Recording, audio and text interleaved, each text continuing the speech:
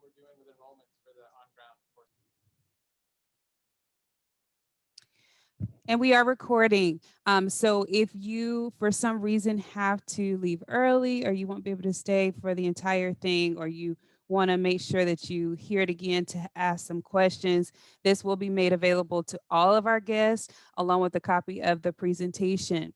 So good evening, everyone. My name is Dion Bedell. I'm the Director of Student Success for the School of Professional Studies. And we are so happy that you have joined us this evening for our webinar on the top 5 ways to pay for college as an adult student. We realize that, there's a lot of information out there. There are a lot of pathways to paying for education, and we want to help you understand those different pathways. And so we've got some incredible guest speakers that will be speaking today. Please feel free to ask questions all throughout the presentation by using the chat box. And we'll get to as many questions as we can. And if we run out of time, we'll be sure to take note of your question and get back to you via email. So please don't think that your question will not go unanswered. We want you to leave here and feel more confident about your route to paying for college education, whether you are a current student or a prospective student. We want you to know the facts. So we're going to get started. Just to go over our agenda, if you'll go to the next slide for me. So we're going to have presentations by the Office of Financial Assistance. They're going to be talking about grants and scholarships, also student loans. We'll also hear from the Military and Veteran Center, and they will be discussing military and veteran benefits. And our business office will talk about employer tuition assistance and payment plans. So we've got an hour packed full of information for you. Just like I said before, if you have questions, please feel free to place your questions in the chat box throughout the presentation, and we will address them as they come in. I do ask that you would keep your mics on mute, just to keep us from having any type of interference. But again, please use the chat for whatever questions you have, any comments. We want you to be involved during this whole webinar. Okay, so let's get started. So we're going to start with grants and scholarships along with student loans, and I'm going to turn it over to the Office of Financial Assistance. Thank you, Dion. Can everyone hear me okay? Y'all care? Okay, thank you. Well, good evening, everyone. Thank you so much for inviting me, School of Professional Studies. Like Ms. Bedell said, my name is Heather Miller. I'm a financial aid advisor. And tonight we just really wanted to remind students about all the financial aid services that we provide in our office, as well as the resources. We do recognize that your journey into becoming a UIW graduate sometimes can be a little tricky, especially when there's finances involved. So hopefully tonight you'll get some good tools to add to your tool belt and get you on your way. So let's start. Let's begin. All right, so the first thing, in order to qualify, sorry, I'm going to minimize that there. The first thing you'll need to do in order to qualify for any financial assistance, now as a School of Professional Studies student, that could potentially meet federal Pell Grant eligibility or federal student loan. But your first start is the free application for federal student aid. If you're considering enrolling in the spring semester, it's not too late to apply. You still have time. In order to qualify for financial assistance, you just simply go to studentaid.gov. And if you need help filling out your application, or if it's been a while since you filed a FAFSA, we're here to help you out as well. Once you file your application, our office will notify you via cardinal email or your personal email, whatever email we have on file on your application. And we're also going to instruct you on where you can go to view your financial aid award online. Right now, unfortunately, we are kind of still working, phasing off on campus and working at home. So we are really solely depending on electronic communication at this point. So cardinal email is how we will reach out to you with your financial aid award letter. Any forms or requirement that our office is needing in order to complete your financial aid file, please know that you can access most of our forms online through our financial aid homepage. And you can see on the slide there, there's the link there. You can also securely upload files directly to our office. We do recognize in some cases we may ask for sensitive information, or you may not have access to come to campus and provide that documentation. So we do want to make sure that we give everyone an option to submit their forms online for us. Alrighty, next slide, please. Outside scholarships. So that actually can come in two forms. So if students are using an outside scholarship, either a private endowment scholarship, or you may have an employer that's helping you pay for your tuition and fees, we just want to make sure that we know exactly where your resources are coming from. And the reason why that is so that the business office will be able to see that information as well. So if you've received an outside scholarship, you want to make sure that you let our office know right away. Also, it's not too late to apply for scholarships. There are a lot of outside scholarship opportunities available through our office. And we're going to show you here in a couple slides where you can go and look for scholarships for yourself. In some cases, if the donor, if the donor asks for an address, just make sure that you provide the Office of Financial Assistance address, and that is located right there. Thank you so much. I appreciate that. Next slide, please. So federal student loans. Federal loans are another resource that is available for students. Again, you have to file your free application in order to qualify. So just to kind of familiarize everybody with the federal student loan program, there are two types of federal student loans that a student can qualify for. One is called the federal subsidized loan, and the other is the federal unsubsidized loan. And sometimes there's a little bit of confusion or miscommunication about each one of those type of loans. Just to explain a little bit about the loan program, it's not based on credit. It is a guaranteed student loan. The maximum award a first-year independent student would qualify for would be about $7,500, and that is typically split between the fall and the spring semester. The interest rate on the loan is at 2.75%, and repayment begins 6 months after you graduate. So these are loans that you're going to pay back after you graduate. The subsidized student loan, what that really means is that the government is paying the interest for the student while they're in school. So the interest is being subsidized by the government. The unsubsidized student loan, in that scenario, the interest does accumulate while the student is in school. But we can do, what our office can help you do is we can make sure that you're not only tracking your student loan debt, but you're also tracking some of that interest accumulation, and we'll help you and figure out exactly how much that is and who to pay back and how to pay it all back. So if you all have questions about federal student loans, please feel free to give our office a call. Next slide, please. So with the federal student loan program, a lot of times students just assume that that money kind of goes directly towards their student account. It does require one extra step. So if you are interested in applying for a federal student loan, it requires the student to log into studentaid.gov, and you will log in just a lot like filing your free application for federal student aid. So you're using that FSA username and password, and you'll complete a master promissory note and an entrance counseling session. So it is a two-step process.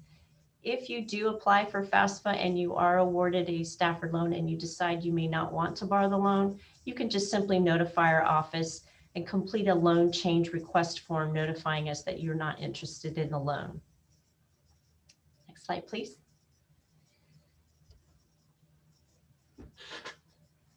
Maintaining aid eligibility is so very important, especially with federal student loans. So because it is a federal program, obviously there's going to be a little bit of enrollment requirements and GPA requirements in order to maintain your aid eligibility from semester to semester. Our office recognizes that the School of Professional Studies, the terms are split in half, so it's not necessarily a full 16-week class, but there are many terms. So what we always try to do is help students understand that if you do have federal student loans, for example, the Department of Ed requires that that student maintains a half-time aid eligibility. So you have to be enrolled at least half-time, but not to worry, you can split that up between 2 semesters. So you can take one class and, for example, in spring mini 1 term and one class in spring mini 2 term if you're an undergraduate. And together those 2 terms would satisfy that half-time enrollment or 6 credit hours. And that is how you are maintaining your aid eligibility for the Federal Stafford Loan Program. And then in addition to that, with other type of programs as well as student loans and federal Pell Grant, the Department of Education also requires that students maintain a cumulative GPA of 2.0 and successfully complete 75% of their attempted coursework. It's a mouthful. It's just really telling students at any time, if you need to drop a course, please make sure that you not only speak to your advisor, but also speak to our office, because we want to ensure that you're maintaining that aid eligibility through the satisfactory academic progress requirements and making sure that you are maintaining at least 75% of your completed coursework. And on the slide, you can see it's not a complex it's not a complex equation. It's just it's really simple math. If you take, for example, 12 credit hours and you drop a class, then that leaves you with 9 credit hours for the full semester, and you're still at that 75%. But again, if you have any questions, feel free to give us a holler. Next slide, please. All righty, so there are other additional options for students. If you're not interested in taking out financial assistance, or you may be interested in borrowing financial aid through a loan or seeing if you qualify for a grant, you have a scholarship. There's also monthly payment plans, and I believe the business office will be discussing that in the future slides here. But just so you're aware that the university does offer payment plans. There's also military discounts available. We also honor veteran education benefits, which you'll hear about here shortly as well. Next slide. All right, we're going to save the best for last and be respectful of everyone's time here. IGrad. So what is IGrad? We hear that a lot from our students. One initiative that we have in our office is not only helping students kind of close some of those financial barriers that they have when financing education, but we also want to help our students with life skills. So this can mean anything for a lot of different people, but IGrad is a free financial wellness platform that is available for all of our students. You can sign up directly through Cardinal Apps, and there's a lot of great content on that platform. There's tools such as a scholarship tool. There's a way you can track your federal student loans through the student loan tracker. There's also budgeting tools and calculators. So if you're looking at maybe finding some various, setting some financial goals for yourself in the next year, you can utilize some of those tools. And lastly, there's also a job and internship search. So I recommend once you get your access and you are registered, you want to go ahead and look on Cardinal Apps and register for an IGrad account. And there, like I said, there is a great scholarship search tool out there that allows you to filter and create your own personalized scholarship search. Next slide, please.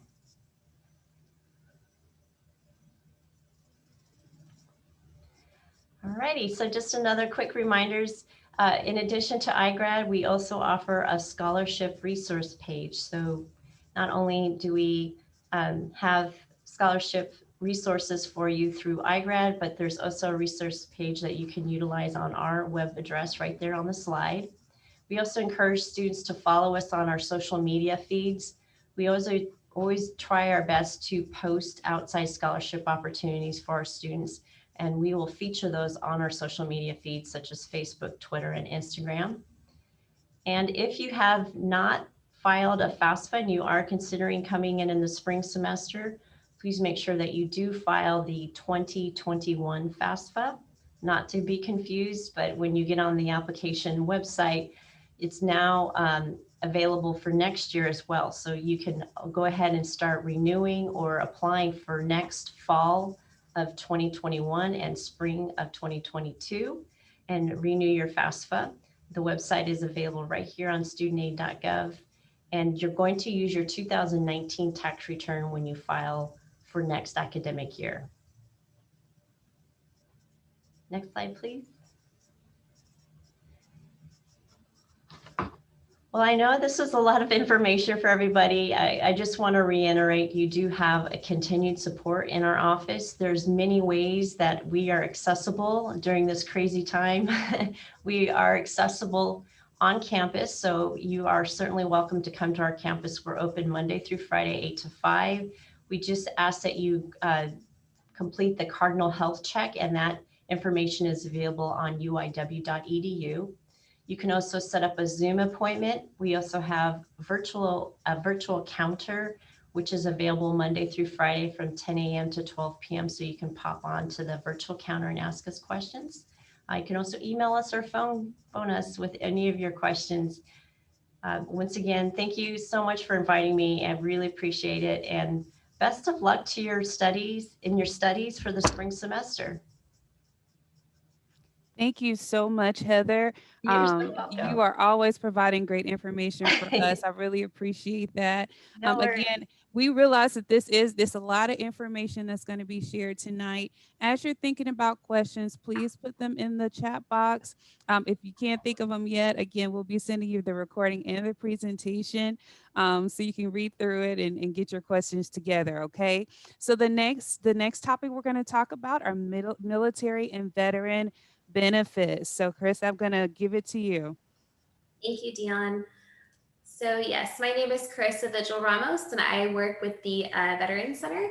I work alongside 2 other veteran services specialists, and our main goal and job is to help process educational benefits and provide veteran services for our students.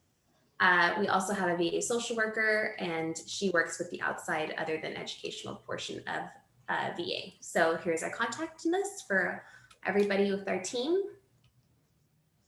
So yes, one of the ways you can have your education funded is through VA benefits. If you are a veteran, spouse of a veteran, active duty personnel who's not tapping into TA or for some reason doesn't have access to TA because perhaps it ran out, spouse of active duty or a veteran dependent, you could qualify for veteran benefits. So within our office, we always hear 2 major questions for students who are planning on attending in the next semester.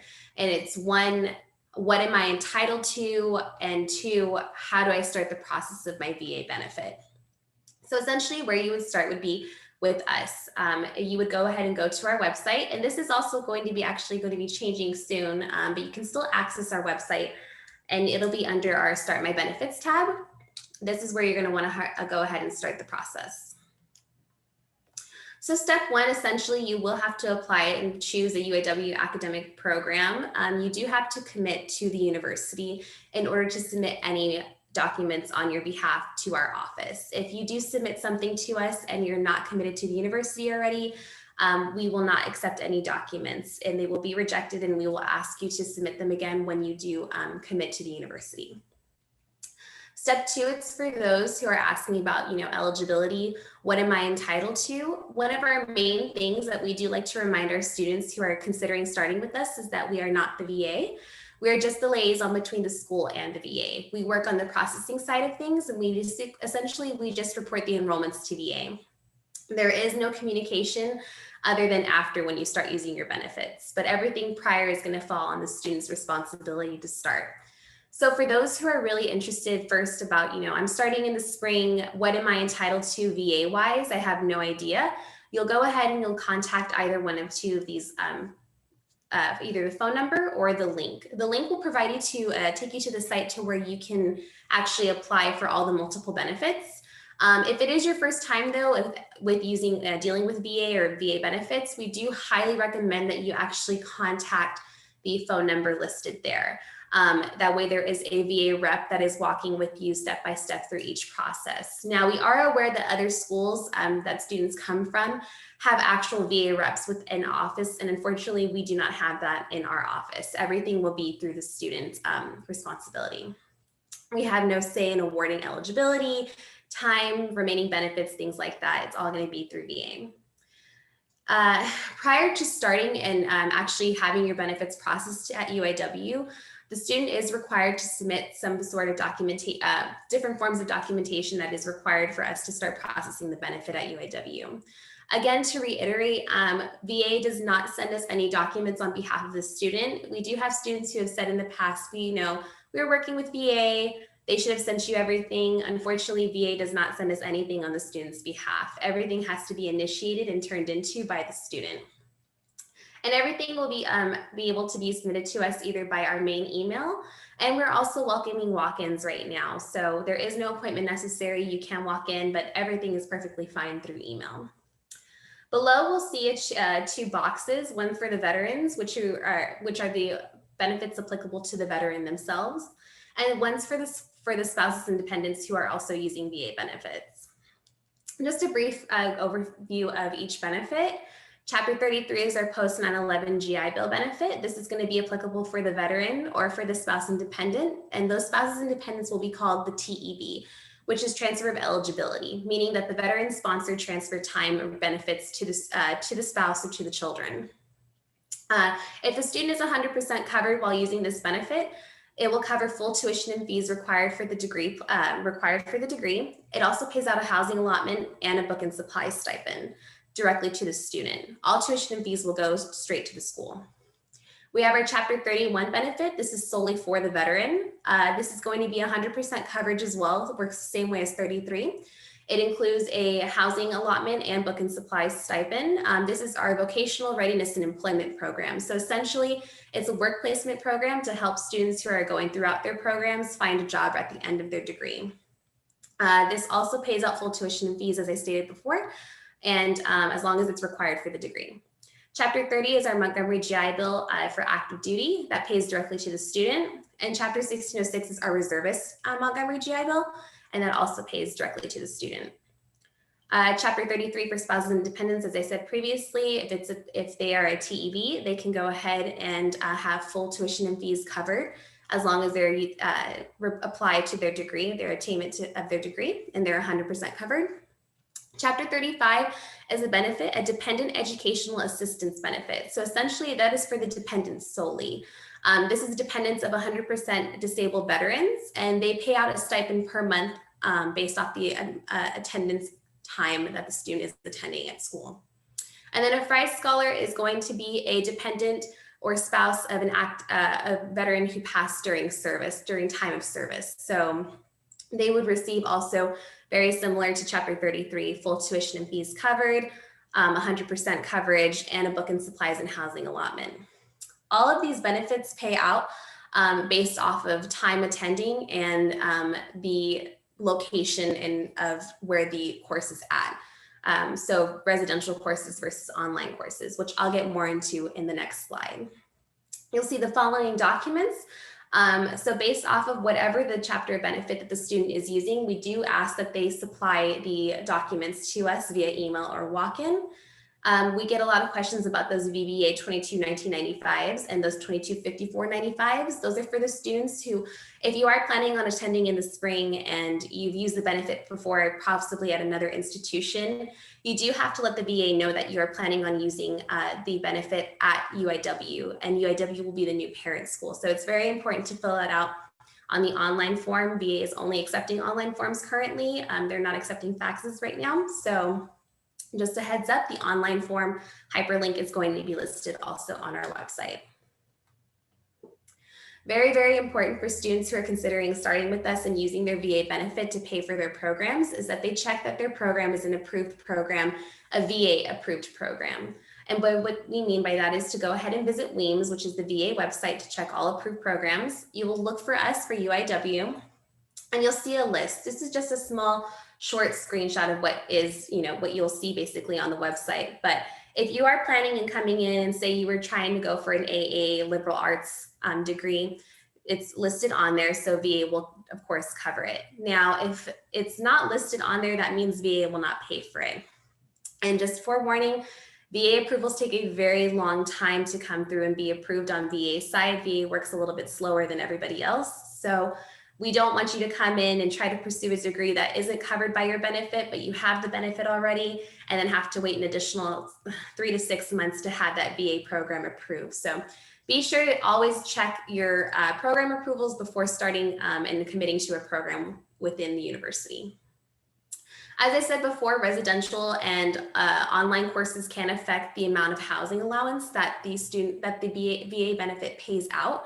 So for the VA benefits to pay out in full and get the full advantage of your benefit, especially for Chapter 33 and 31, the student has to be at a rate of pursuit of more than 50% and must be in at least one online, or not one online, but one residential course. Well, right now, technically residential converted to online due to COVID. And you can take another online course as well if you'd like. So for example, in spring 1 semester, the 8-week term, for an SPS student to be full-time and get the full amount, the full housing allowance, get their full benefit covered, and get the full book and supply stipend, the student would have to be in 6 hours for the 8-week term enrolled, which would be more than 50%, and at least one originally intended residential course, which I believe we are doing residential courses in the spring. You have to double check with your advisor, of course, and then one online course as well. Now, if the course was converted to online due to COVID, then VA is still passing that law that they're recognizing the residential course that was converted to online due to COVID as still residential, and will still be applicable to the rule, the more than 50% and residential course rule, that they will pay out the full housing allotment. And I know that can be a little bit tricky, so we do ask our students to double check with their advisors to make sure they're at least in one residential course. And they're also more than welcome to give us a call so we can go ahead and overview and audit the course schedule as well to make sure that they are going to get the full housing allotment.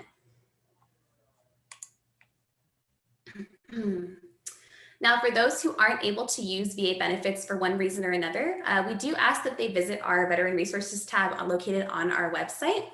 It's going to be under scholarships. There are so many scholarships available to veterans, veteran dependents, active duty.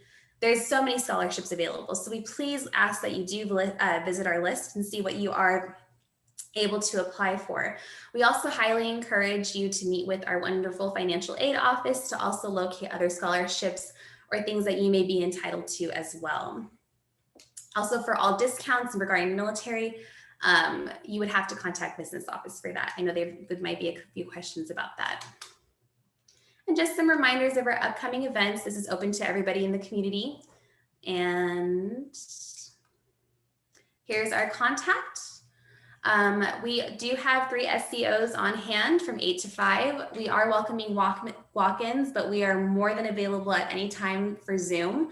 So there's no need to schedule an appointment for a walk-in. If you want to schedule a Zoom appointment, you're more than happy to visit our website and contact us on there. For any other questions, though, please feel free to give us a contact or shoot us an email, and we'll be back to you as soon as possible. All right, well, wish you best of luck in the spring semester and upcoming courses. Thank you so much. Wonderful information. And we did have a couple of questions come through regarding this topic. And I think you touched on it a little bit, but I'll just put it back out, and it's open for you or for any of our panelists if they want to discuss it a little bit more. So talking about a military or veteran dependent who may not have the option to transfer of benefits, are there any other UIW tuition discounts or resources for a dependent that will need to pay out of pocket? I think you talked about it with the resources page, but is there anything else that would be helpful to a dependent that's looking to pay out of pocket?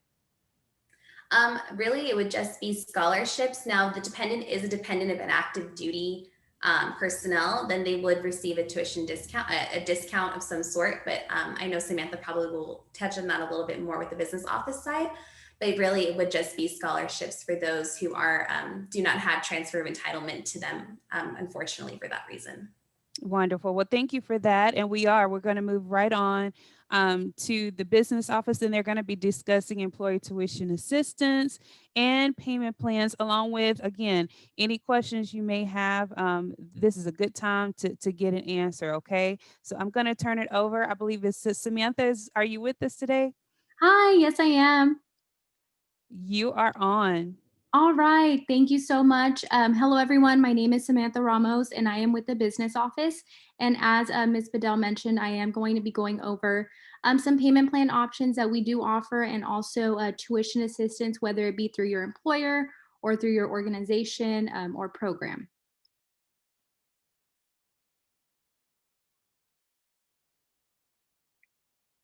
So we can actually skip through these first 3 slides. I don't think they're related too much to payment plans. Okay, so one of the biggest questions that our office gets is, when is tuition due? So your tuition is due on or before the first day of your class. But again, we do have payment plan options. So the payment plan that we offer, it is for that specific semester. It is $50 to enroll in the payment plan, and it is paid when you are enrolling. There are no penalties for paying larger payments or paying ahead of your schedule. One thing to keep in mind is you do have to set up a payment plan every semester. And by semester, I mean that entire semester. I don't mean, mini 1 or mini 2 terms as SPS does it. So let's say for this upcoming spring semester, you will set up one payment plan. It'll be for both mini 1 and mini 2 should you want to register for both. And once again, payment plans, they don't roll over. So you're going to just have to remember to register for one every semester.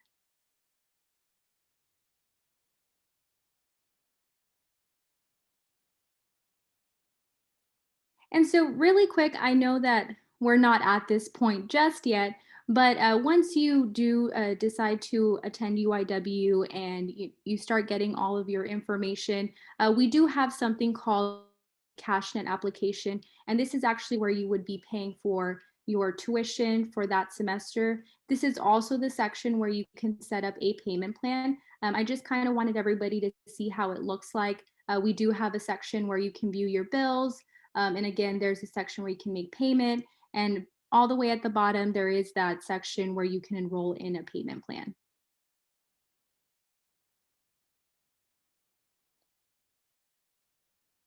So then going on to payment methods. So we do take in-person payments. Right now, our office is open. Again, we just ask that you do complete that Cardinal Health check that had mentioned earlier, that you wear a mask, and we are actually limiting the amount of people we have in our office. So for in-person payments, we do accept cash checks, cashier's checks, or money orders. We also do have students who like to mail checks to our office, and I did provide our mailing address right there, and it's also on our website as well. And we only ask that if you ever mail a payment that you do include the student ID number, because if you don't, it makes it really hard for us to figure out who it's for. And then as mentioned in the last slide, you can pay online, and it's going to be through that Cashnet application. We do accept credit or debit cards, but there is a fee. So the best way to avoid that fee is by paying with an electronic check, also known as ACH. With this method, all you need is your routing number and bank account number. And again, there is no fee.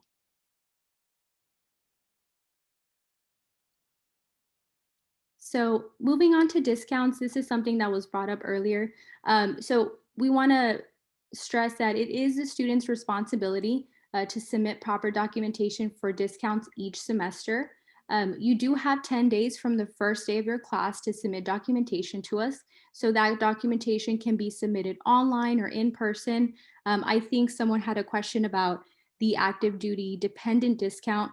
So for that, we do have, it's called an SCRA form we have a link on our webpage. When you click on it, it just basically verifies that that person is an active duty member, and you can always submit that to our office via email.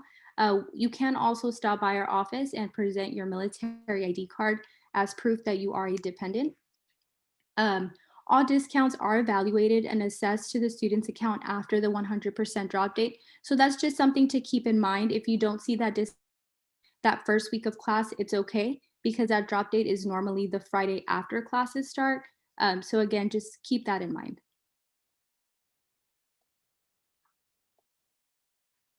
Okay, so then going on to third-party billing. So if you are being funded by your employer or an outside organization, you do have to submit documentation to us before the start of each semester. Same as discounts, all third party is processed after that 100% drop date. So if you're still seeing a bill on your account, it is normal. And also, if you have a balance after third party payment has been applied to the account, then it is your responsibility to make payment arrangements for that remaining amount. So if you know that your employer is only going to be paying 50% of your tuition, then just ensure that you have a payment plan in place for that other 50%, or you can just pay it upfront before the first day or on the first day of class.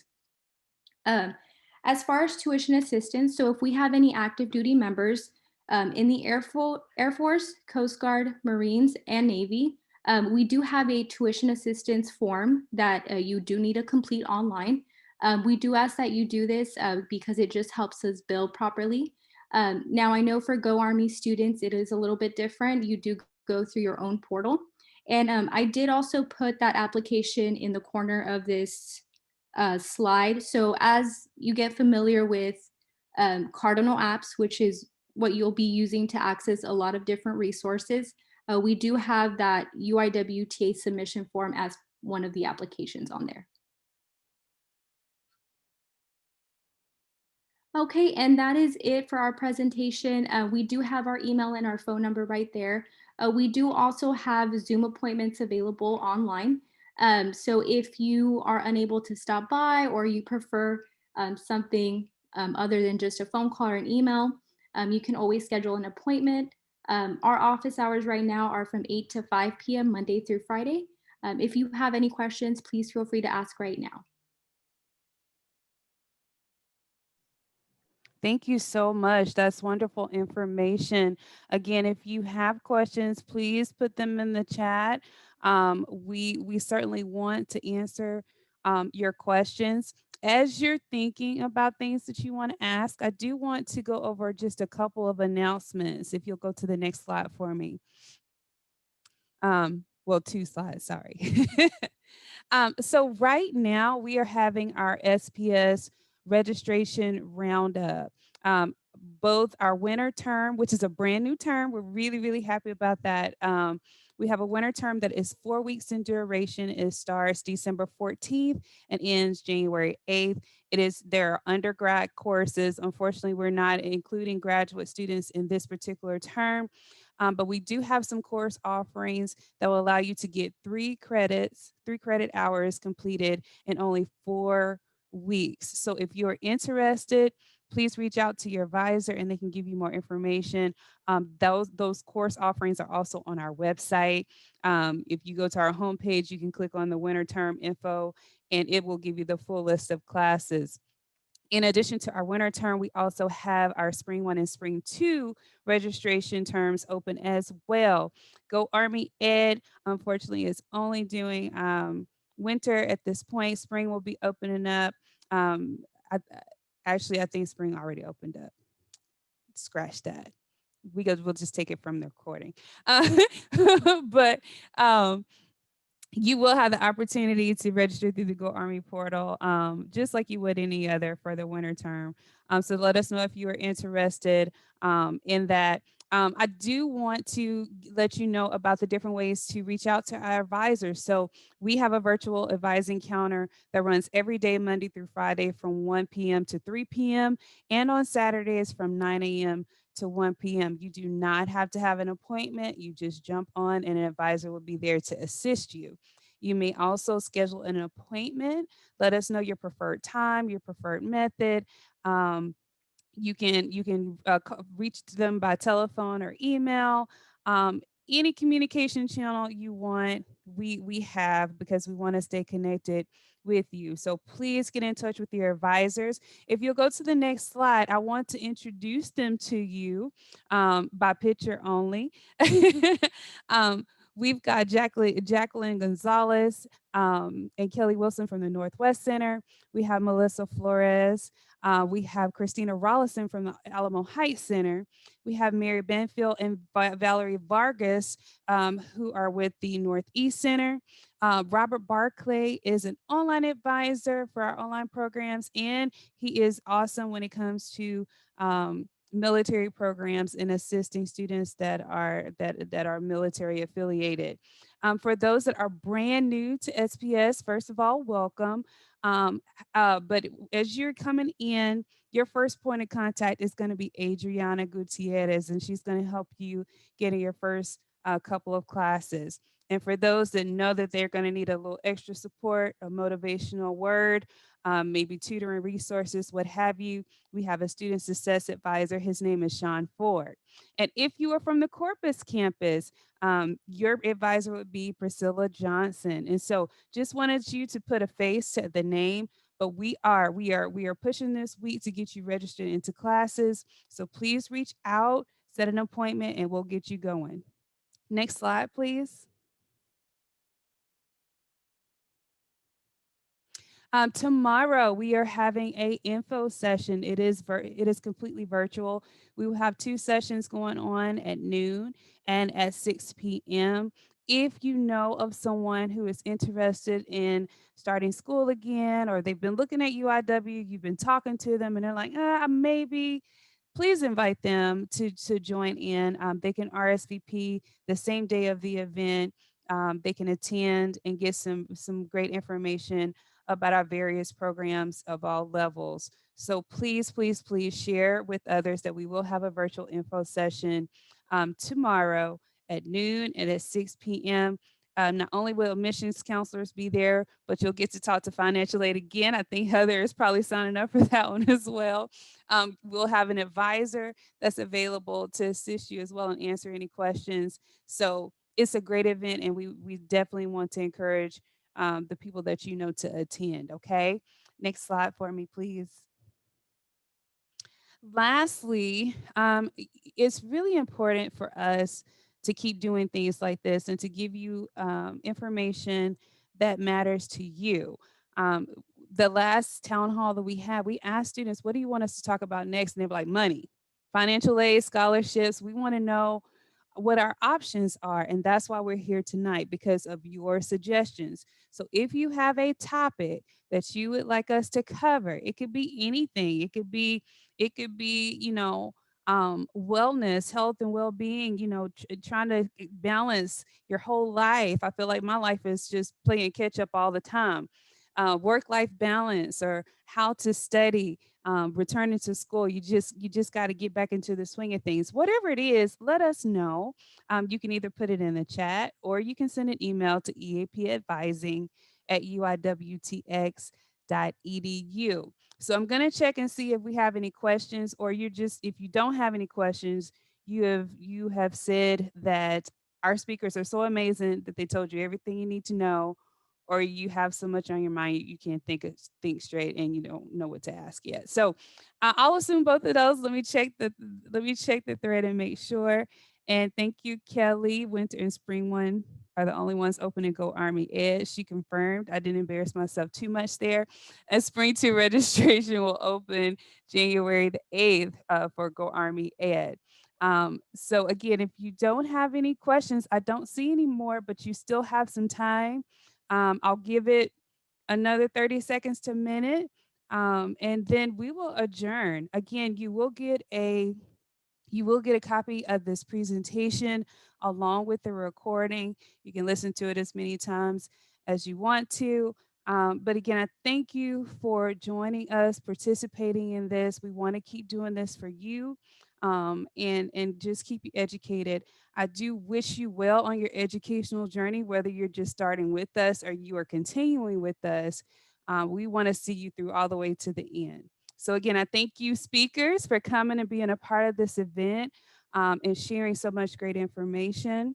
And I don't see anything in the chat, so we're going to end it here. You have a great evening, and we will see you again soon. Bye-bye.